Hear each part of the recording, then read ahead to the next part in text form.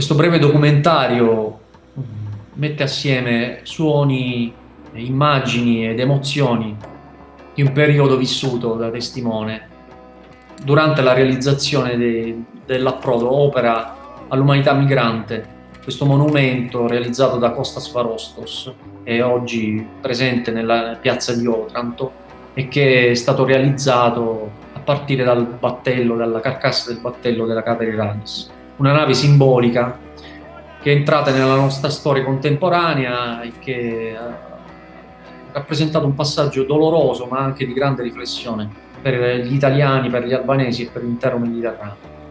Questa è la mia testimonianza. Ringrazio tutti coloro che mi hanno dato la possibilità di essere parte di questo progetto e vi invito alla riflessione affinché l'arte sia sempre uno strumento di crescita culturale e sociale per tutti noi. Grazie.